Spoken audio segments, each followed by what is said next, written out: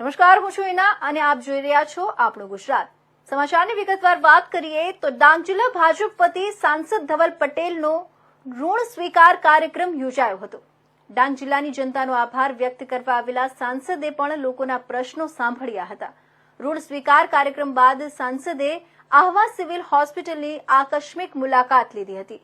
હંમેશા સમસ્યાઓથી ઘેરાયેલી આહવા સિવિલમાં દર્દીઓ અને સ્ટાફના પ્રશ્નોનો કાયમી ઉકેલ લાવવા સાંસદે ખાતરી આપી હતી. સિવિલમાં સફાઈ અને પાણીની સમસ્યા સિવિલ સર્જનને અપાયો પડકાર.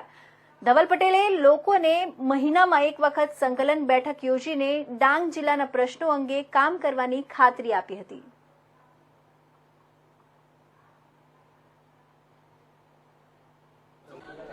સાપુતારામાં એટલું બધું પોટેન્શિયલ છે, એટલી બધી તકો છે કે આપણા ગુજરાતનું નંબર 1 જિલ્લો આપણું ડાંગ બની શકે છે. એમાં સાપુતારા સારામાં સારું ટુરિસ્ટ ડેસ્ટિનેશન અને એકમાત્ર હિલ સ્ટેશન આપણા ગુજરાતમાં છે. તો એને સારી રીતે કઈ રીતના આપણે ટુરિસ્ટ ડેસ્ટિનેશન તરીકે બનાવી શકીએ, સારી સુવિધા કઈ રીતે આપી શકીએ અને એને પ્રમોટ કેવી રીતના સારી રીતે કરી શકીએ, એના લીધે ખાલી ગુજરાત અને ભારતના લોકો જ નહીં પણ દેશ વિદેશથી પણ લોકો અહીંયા આવે, એના માટે હું પૂરી રીતે કટિબદ્ધ છું. એના કારણે સાંસદ બનવા પછી પહેલી પોસ્ટ આપણા સાપુતારા માટે મૂકી અને સાપુતારા ડેસ્ટિનેશન માટે લોકોને આવકાર્યા છે. એ રીતે જ આપણે ડોન હિલ્સમાં પણ બહુ તકો છે. એકદમ સારામાં સારું હિલ સ્ટેશન છે, ત્યાં પણ આપણે સારી સુવિધા આપીએ, સારી રીતે પ્રમોટ કરીએ તો આપણું ડોન હિલ્સ પણ સારી રીતે આપણું ટુરિસ્ટ ડેસ્ટિનેશન બની શકે. ને ખાસ કરીને શબરીધામ જેવું આપણું ભવ્ય તીર્થસ્થાન પણ અહીંયા ઐતિહાસિક તીર્થસ્થાન આવ્યું છે, તો એને પણ આપણે સારી રીતે વિકસાવી શકીએ એનું પણ પૂરી રીતે કટિબદ્ધ છું. અને જે આપણું ડાંગ જિલ્લો નેચરલ ફાર્મિંગ પ્રાકૃતિક ખેતી માટે પૂરા દેશભરમાં જાણીતો છે, એને આપણે કઈ રીતે સારી રીતે હજુ આપણે ડેવલપ કરી શકીએ, વૃદ્ધિ આપી શકીએ, એના માટે પણ હું અમારા વિજયભાઈ ધારાસભ્ય અને ભારતીય જનતા પાર્ટીની ટીમ પૂરી રીતે મહેનત કરવાના છે.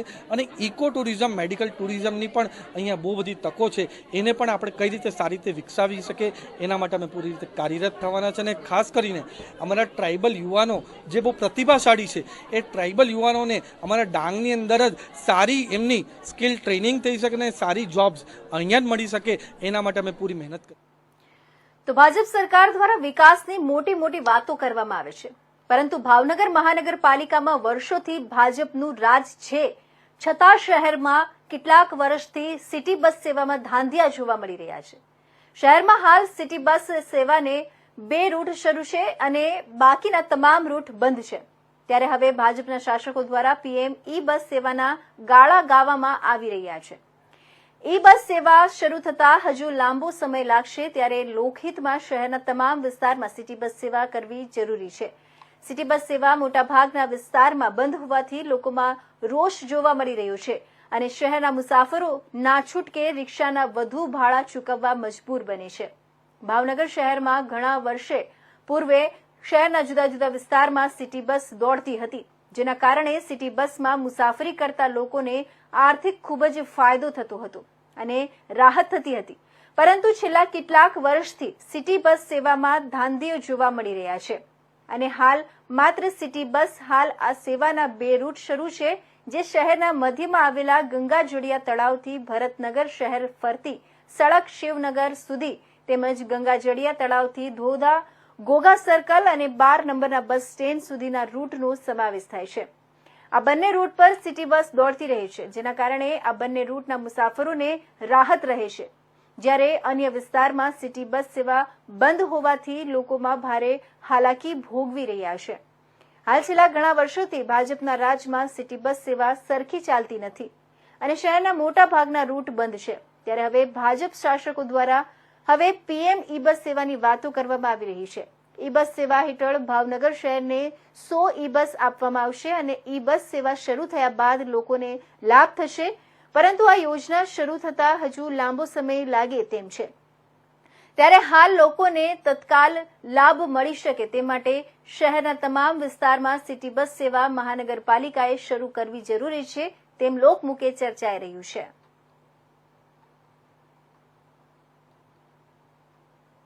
ભાવનગર શહેરના કહેવાતા 2 રૂટ પૂરતી જ સિટી બસ અત્યારે કાર્યરત છે. જે રીતે કોંગ્રેસની સરકારની અંદર ભાવનગર મહાનગરપાલિકાઓમાં સિટી બસ ધમધમતી હતી અને કોઈ પણ મુસાફરને, કોઈ પણ સામાન્ય નાગરિકને રિક્ષાનું મસ્ત મોટું ભાડું ચૂકવવું પડતું નહોતું. સત્તાધીશોના પાપે, મહાનગરપાલિકાના પાપે કાંઈક ને કાંઈક નાગરિકોને મુશ્કેલી પડે એવી બાબતો ઉપર પૂરતું ધ્યાન આ ભાવનગરની મહાનગરપાલિકાના કાર્યાધીશો રાખી રહ્યા છે. આ પ્રજાને મોંઘવારીનો માર નડી રહ્યો છે. સાથે સાથે સિટી બસની જે સુવિધા હતી એ સુવિધા પણ અત્યારે ખાલી 2 રૂટ પૂરતી રાખી અને બંધ કરી દેવામાં આવી છે. ભાવનગર મહાનગરપાલિકામાં આજુબાજુના વિસ્તારના 5 જેવા ગામડાઓને મહાનગરપાલિકામાં ભેળવા છે. એ લોકોને ખરેખર ભાવનગર મહાનગરમાં આવતા ખૂબ જ હાડમારી થઈ રહી છે. મસ્ત મોટો કર ચૂકવવો પડે છે.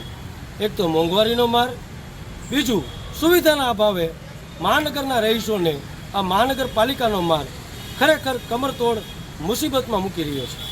આ સત્તાધીશોને એક આંખ ખોલવા માટે અમે નમ્ર વિનંતી કરીએ છીએ કે વહેલામાં વહેલી તકે ભાવનગર મહાનગરપાલિકામાં સિટી બસ કાર્યરત થાય.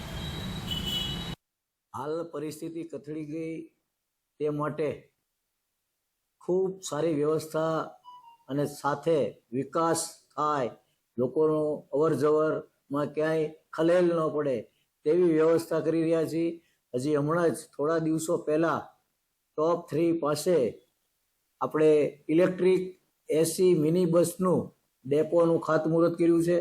આપણે ભાવનગર માટે જે ભાવનગર શહેરમાં 7 ગામ ભળ્યા છે તેનો ઉમેરા સાથે આપણે 100 મિની બસ અહીંયા લાવવાનું આયોજન થઈ ચૂક્યું છે, પાસ થઈ ગઈ છે અને તે માટે જ આપણે પૂર્વ તૈયારી પણ કરી લીધી છે. રોડ મેપ પણ બની ગયો છે અને લોકોની સુખાકારીમાં ખૂબ જ વધારો થાય તે માટેના અમારા પ્રયાસ છે. કેટલા સમયમાં થઈ શકશે પ્રોજેક્ટ? લગભગ અમારું ગણતરી પ્રમાણે દિવાળીની આજુબાજુ 1 મહિનો આગો પાછો થાય પણ ઝડપથી લાવવાનો અમારો પ્રયાસ છે. ભાવનગરના તમામ વિસ્તારો આવરી લેવાશે. નાના ખાસા ગલી એટલા માટે આવરી લેવામાં આવશે કે આ મિની બસ, એસી મિની બસ નાના ગલીમાં પણ જઈ શકે તેવી હોવાથી આપણે લોકોને રિક્ષા ભાડા ખર્ચવા ન પડે અને તેના ખર્ચમાં ઘટાડો થાય તેવી સુવિધા આપણે પ્રાપ્ત કરી રહ્યા છીએ. ભાવનગરની અંદર સિટી બસ 15 વર્ષ ને 20 વર્ષ પહેલા બધા રૂટ ઉપર બસ દોડતી હતી. આજની તારીખે 2 જ બસ દોડે છે અને એને આ ભારતીય જનતા પાર્ટીના શાસકો વિકાસ કહે છે. છેવાડાના ગામ એટલે કે 7 ગામ નવા ભેળવ્યા, 6-7 કિલોમીટરની ત્રિજ્યા ભાવનગરની અંદર સમાવેશ કર્યો. ત્યારે ત્યાંના વિદ્યાર્થીઓને ખૂબ જ હાલાકી પડે છે. રિક્ષા ભાડા ડબલ દઈ અને રિક્ષામાં આવવું પડે છે. ત્યારે વહેલી તકે બસ ચાલુ કરવાની સામાન્ય સભામાં બાંયધરી આપતા બાદ 15 વર્ષના વાળા વહી ગયા છતાં પણ આજની તારીખે ત્યાં 3 થી 4 બસ જ દોડે છે અને સિટી બસનો જેને કોન્ટ્રાક્ટ આપ્યો છે ચોખ્ખું કે હું એકે પણ બસ વધારવા માંગતો નથી. એને બસ સ્ટેન્ડ પણ મફત વાપરવા આપ્યું છે, આપણી જગ્યા પણ મફત વાપરે છે, છતાંય આ શાસકોના કાન આંબળવાની વાત કહી દરેક વખતે નોખી વાત કરે છે. અત્યારે લોકાર્પણ વાત કરી કે બસ સ્ટેન્ડ બનાવવાનું છે. ભાઈ અથાળીના ચાંદ દેખાડવાની વાત છે. પહેલા બસ લાવો, બસ મેકો પછી બસ સ્ટેન્ડ બનાવો. ખરેખર બસો લાવી અને વહેલી તકે તમામ રૂટ ચાલુ કરવા જોઈએ એવી અમારી માંગણી છે. ઇલેક્ટ્રોનિક બસ લાવે કે ગેસની બસ લાવે ત્યારે સાચું. આ કલ્ચર ભાવનગરની અંદર નરેન્દ્રભાઈ મોદી તે નાળિયેર નાખી ગયા હતા. એ ખુદ વડાપ્રધાન છે, કેમ કલ્ચર નથી કરી શકતા ભાઈ? ત્યારે એમ કહેતા હતા કે ભાઈ કેન્દ્રની સરકાર અન્યાય કરે છે, તો અત્યારે ખુદ વડાપ્રધાન છે, વહેલી તકે કલ્ચર ચાલુ ના કરી શકે? પણ માત્ર ભાવનગરના શહેરીજનોને ચોકલેટો આપ્યા સિવાય આ ભારતીય જનતા પાર્ટીના શાસકો કાંઈ કામ કરતા નથી. તો આ તરફ પાલનપુર આબુ હાઈવે ન્યૂ પાલનપુર વિસ્તારમાં આવેલા બાલાજી સિટીમાં ગોગા મહારાજનું મંદિર આવેલું છે. આ મંદિર ખાતે દર વર્ષે ગોગા મહારાજનો ધામધૂમપૂર્વક પાટોત્સવ ઉજવવામાં આવી રહ્યું છે. તે જ રીતે બાલાજી સિટીમાં બુધવારે ગોગા મહારાજનો પાટોત્સવ ઉજવવામાં આવ્યો હતો, જેમાં સોસાયટીના તમામ ભાઈઓ તથા બહેનો જોડાયા હતા. તેમજ શોભાયાત્રા સોસાયટીમાં યોજવામાં આવી હતી, જેથી ડીજેના તાલે ભક્તો ઝૂમી ઉઠ્યા હતા. તેમજ ગોગા મહારાજનું હવન અને પ્રસાદનું પણ ભવ્ય આયોજન કરવામાં આવ્યું હતું. આ પ્રસંગે બાલાજી સોસાયટીના પ્રમુખ વિનુભાઈ પટેલ સહિત મોટી સંખ્યામાં કમિટીના સભ્યો તેમજ રહીશો જોડાયા હતા. જય ગોગા મહારાજ. બાલાજી સિટી વિનોદભાઈ પ્રમુખ. આજે અમારો પાંચમો પાટોત્સવ ગોગ મહારાજનો હોવાથી અમે સવારે શોભાયાત્રા કાઢી હવન કરવાનો છે અને આજે બપોરે અને સાંજે જમણવાર રાખીને હળીમળીને બધા છૂટા પડીશું. જય ગોગા મહારાજ. ગરબા બરબા બધું. જય ગોગા મહારાજ. જય ગોગા મહારાજ. આજે બાલાજી સિટી પરિવાર આખું ગોગા મહારાજનો પાંચમો પાટોત્સવ ઉજવી રહ્યું છે.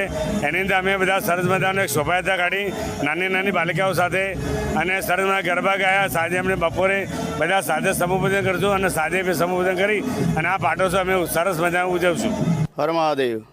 ન્યૂ પાલનપુર સિટીની અંદર બાલાજીની અંદર દર વર્ષે પરંપરાગત ગોગા મહારાજનો યજ્ઞ વાર્ષિક જે અષાઢ સુદ ચોથના દિવસે આયોજન કરવામાં આવે છે. સમૂહ ભાવિક ભક્તો સહિત બધા ભેગા થઈ ધામધૂમથી આ પ્રસંગની ઉજવણી કરે છે.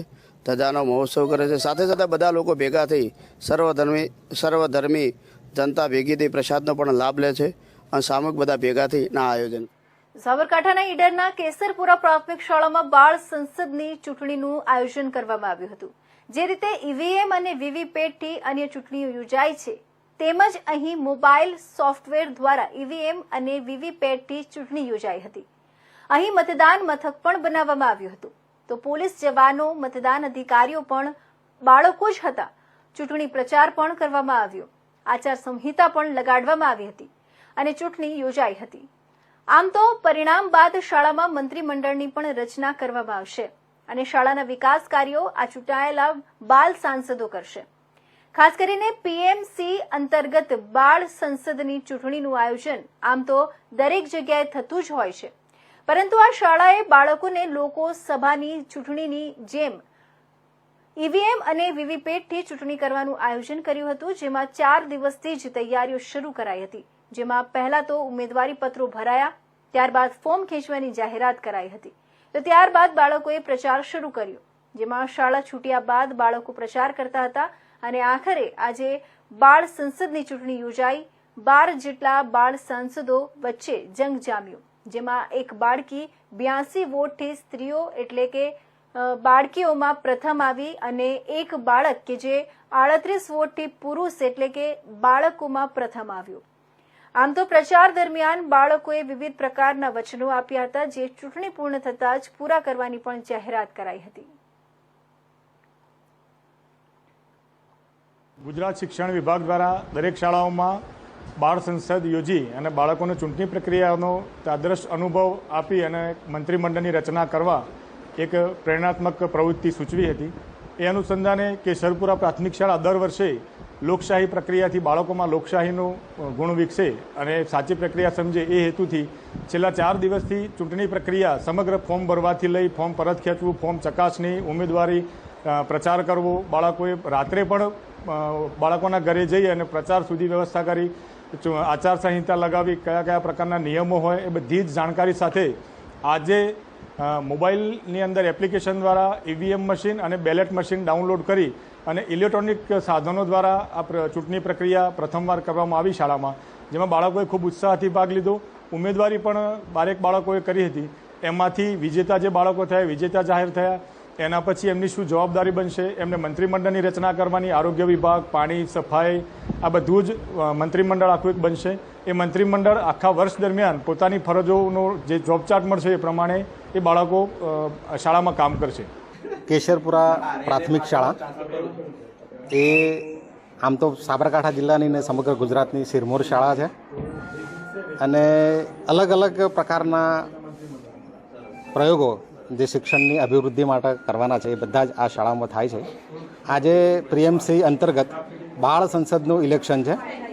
ઇલેક્શન તો અને બાળ સંસદની રચના તો ઘણી બધી શાળાઓ કરે છે, પરંતુ ભારત લોકશાહી દેશ છે અને લોકશાહી દેશમાં ઈવીએમ પદ્ધતિથી વોટિંગ થાય છે. ત્યારે ઈવીએમની સંકલ્પના વિદ્યાર્થીઓમાં વિકસે અને ઈવીએમથી વોટ કેવી રીતે નખાય છે એ પ્રકારની વાત જે છે એ છોકરામાં વિકસે એ માટે આ શાળા પરિવાર આખો કાર્યક્રમ 6 થી 8ના વિદ્યાર્થીઓ માટે યોજી રહી છે.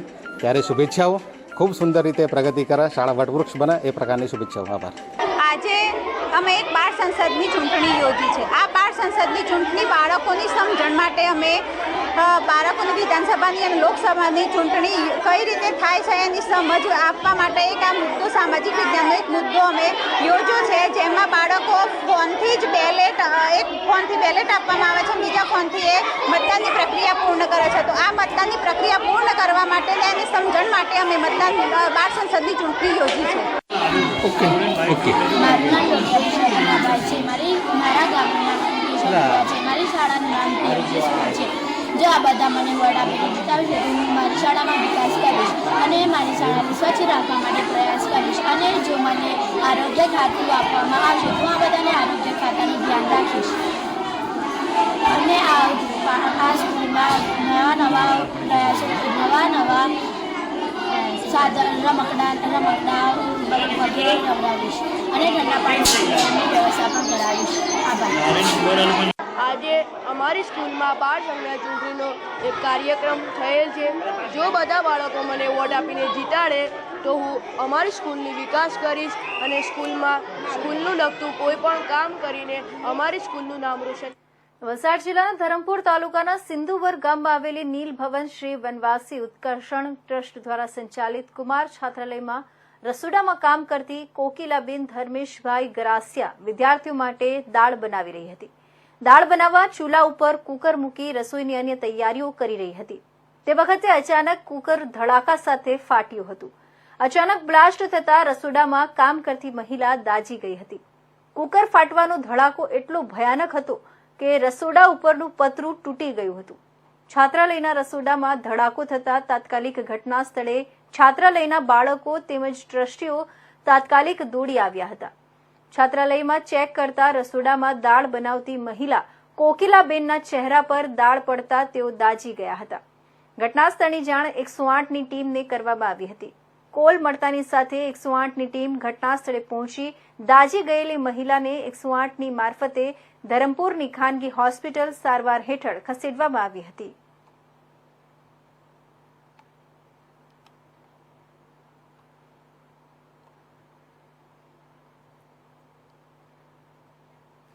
રાજકોટ જિલ્લાના ધોરાજી બહાર વિસ્તારના રહેણાંક મકાનમાં આગ ફાટી નીકળી હતી. એલપીજી સિલિન્ડર લીક થવાના કારણે મકાનમાં આગ લાગી હતી. ધોરાજીની બહાર ખલીફા રોડ પર રહેણાંક મકાનમાં આ બનાવ બન્યો હતો. આગમાં દાઝી જવાથી એક મહિલાનું મોત થયું હતું. મહાનગરપાલિકાના ફાયર બ્રિગેડના જવાનોએ તાત્કાલિક પહોંચી આગને કાબૂમાં લીધી હતી. ધોરાજી નાયબ કલેક્ટર, મામલતદાર, ચીફ ઓફિસર અને પોલીસ સ્ટાફ ઘટના સ્થળે પહોંચી ગયો હતો. મહિલાના મૃતદેહને પીએમ અર્થે ધોરાજી સિવિલ હોસ્પિટલમાં ખસેડ્યો હતો.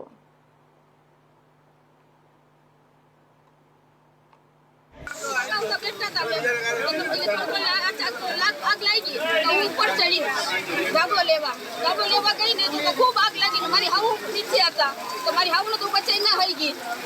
બેન કેટલા જણા હતા તમે? અમે 3 જણા હતા. 2 જણા અમે ઉપર ચડી ગયા, ગાયકા મારો છોકરો ને હું. મારી હાવ નીચે રહી ગયા. તમારા ઘરના બચાવવા ગયા દાજી ગયા? શું દાજી કે નીચે ઠારવા ગયા. એને બચાવવા ગયા ને તો એને હાથ ભરી ગયા છે. બેન શું કરતા હતા? આગ લાગી? બટેટા શાક કરતા, ગઈ રસોઈ કરતા હતા. બેન કેટલા વાગે બન્યું હતું બનાવવા? 8 વાગે, 8:30 થયા હશે.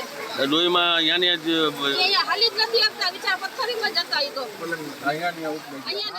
4 જુલાઈએ કોલેજ જવા નીકળેલા યુવકનો મૃતદેહ મળ્યો હતો. અરવલ્લી જિલ્લા સેવા સદન સામે આવેલા તત્વ કોમ્પ્લેક્સના પાછળના ભાગેથી યુવાનનો મૃતદેહ મળી આવ્યો હતો. મૃતક યુવાન મોડાસાના કોલીખળ ગામના રહેવાસી હોવાનું સામે આવ્યું હતું. મૃતક યુવાનના પરિવારજનો દ્વારા આક્ષેપ કરવામાં આવ્યો કે યુવાનની હત્યા થઈ તેવી આશંકા વ્યક્ત કરી હતી. આ અંગે પોલીસે યુવકનું પેનલ ડોક્ટર દ્વારા વિડીયોગ્રાફી સાથે પોસ્ટમોર્ટમ કરાયું હતું.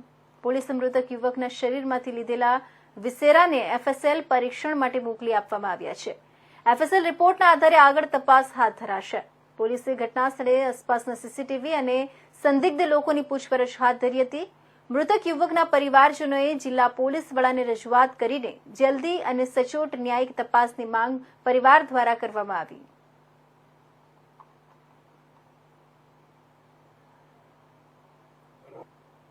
તત્વ એન્જિનિયરિંગ કોલેજમાં અભ્યાસ કરતો હતો અને તે 4 તારીખેના રોજ ટાઈમ નિયમ અનુસાર 10 વાગે કોલેજ આવવા નીકળેલો હતો અને તે સાંજના સમયે એનું ડેડ બોડી જોવા એવો ફોન આવેલો, તો પછી અમે તેઓ જોવા ગયા હતા. એનું જે પોલીસ સ્ટેશનનો જે રિપોર્ટ અને એસપી સાહેબને રજૂઆત કરવા માટે અહીંયા આવ્યા હતા. તો એમણે કીધું કે પેલો પીએમ રિપોર્ટના અનુસંધાનમાં જોશું, પણ પીએમ રિપોર્ટની નકલ મળવાથી અમે એમાં ડેમેજ ને બધું બતાવે છે. એ સાહેબની જોડે અમે રજૂઆત કરવા અહીંયા આવ્યા છે. તેમણે અહીંયા દાડા મુજબ 15-20 દાડાની માગણી હજુ કરે છે. હજુ તાત્કાલિક કોઈ પેલો અભિપ્રાય આપવા માંગતા નથી. આમાં જે તમારો બાબુ હતો આ ઘટના પહેલા તમારું કોઈ સાથે સંપર્ક થયેલો કે નતો થયેલો? 10 વાગે નીકળ્યા પછી કશું નથી કોઈને.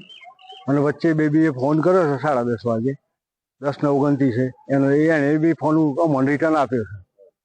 પછી એ બહુ સરોદા સ્કૂલના ત્યાં સુધી આવ્યો છે. તો રિક્ષામાં ઉતર્યો છે અને સીધો સ્ટેટ બેંક આગળથી બસ સ્ટેન્ડમાં ગયો છે કે બાઇક પર જો કે રિક્ષામાં તત્વ એન્જિનિયરિંગ કોલેજ આવ્યો છે અને એટલાથી પછી આ પોઝિશન બની છે. ગત 4 જુલાઈ 2024ના રોજ તત્વ કોમ્પ્લેક્સને પાછળના ભાગે પ્રીત ગિરીશભાઈ ચૌધરી, જેની ઉંમર છે 19 વર્ષ અને એ રહેવાસી છે કોલીખડ ગામના, એમની આપણને લાશ મળેલી અને જેના આધારે પછી આપણે અકસ્માત મોત દાખલ કરી અને જેની તપાસ છે એ PSI શ્રી CM રાઠોડ કરે છે. એમાં જે તપાસમાં આપણે પેનલ ડૉક્ટર દ્વારા આપણે PM પણ કરાવેલું છે વિડીયોગ્રાફી સાથે અને એના વિશેરા લીધેલા છે અને એ વિશેરા છે આવતીકાલે આપણે FSLમાં રવાના કરીએ અને જે પણ PM રિપોર્ટના આધારે અને જે પણ FSLના રિપોર્ટના આધારે અહેવાલમાં જે પણ જાણકારી મળે એના આધારે આપણે આગળની તપાસ કરીશું. કોઈ CCTV ફૂટેજ જેવું કોઈ માહિતી? CCTV ફૂટેજના આધારે પણ હવે તપાસ કરીએ છીએ, તપાસ ચાલુ છે. એના આધારે જે પણ અમુક વ્યક્તિઓ છે એની પણ આપણે પૂછપરછ કરી રહ્યા છીએ, પણ હાલમાં કોઈ એવી સંદિગ્ધ માહિતી નથી મળતી.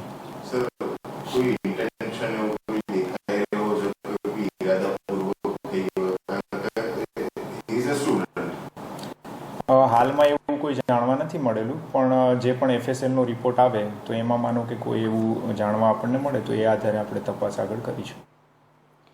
અમરેલી બાબરા તાલુકાના વાલરડી ગામે 100 ફૂટ ઊંડા કૂવામાં કોઈ અજાણી બાળકી પડી હોવાની અમરેલી ફાયર કંટ્રોલ રૂમને જાણ કરવામાં આવી હતી. બાબરાના વાલરડી ગામે આવેલા લાલજીભાઈ રામાણીના વાડીએ આશરે 100 ફૂટ ઊંડા કૂવામાં કોઈ અજાણી બાળકી પડી ગઈ હતી. તેની ટેલિફોનિક જાણ ફાયર એન્ડ ઇમરજન્સી સર્વિસ ટીમને થતા તાત્કાલિક ઘટના સ્થળે પહોંચી હતી. 100 ફૂટ ઊંડા કૂવામાં બાળકી પડી ગઈ હતી. તેનું બોડી રેસ્ક્યુ કરી ડેડ બોડીને પોસ્ટમોર્ટમ અર્થે હોસ્પિટલમાં ખસેડવામાં આવી હતી. ત્યારે સ્થાનિક પોલીસ દ્વારા પ્રાથમિક તપાસ કરતા મૃતકની ઉંમર 7 વર્ષની અને મૃતકનું નામ ધ્રુમલી જામરે હોવાનું જાણવા મળ્યું છે.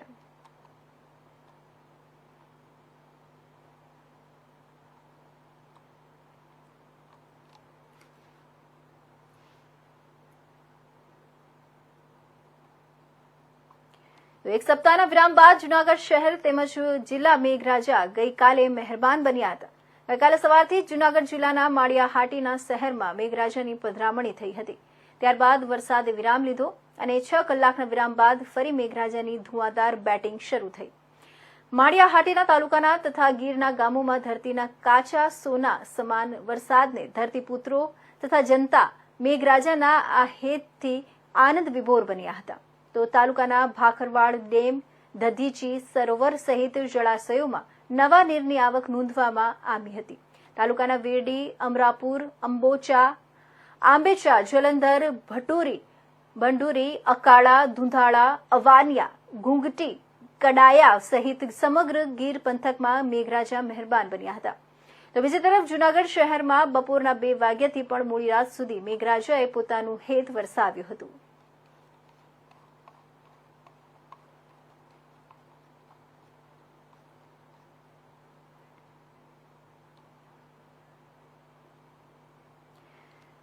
તો આગળ વધતા વાત કરીએ, બનાસકાંઠા જિલ્લામાં વરસાદી માહોલ જોવા મળ્યો હતો, જેમાં ભાભરમાં સૌથી વધુ 2 કલાકમાં 3.5 ઇંચ વરસાદ ખાબક્યો હતો, જેથી નીચાણવાળા વિસ્તારોમાં પાણી ભરાઈ ગયા હતા.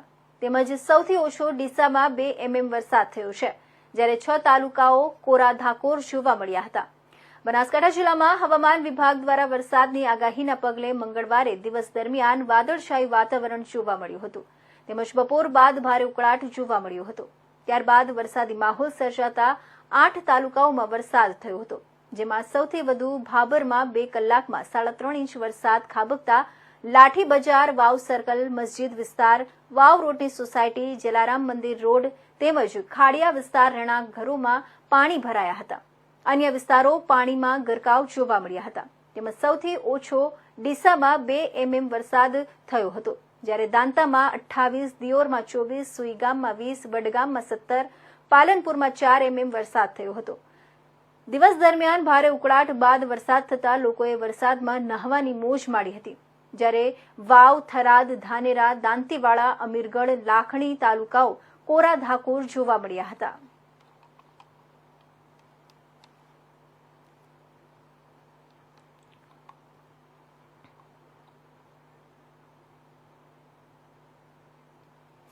તો આજના મહત્વના સમાચારમાં બસ આટલું જ. નવા સમાચાર માટે જોતા રહેજો ઇન્ડિયા ન્યૂઝ ગુજરાત.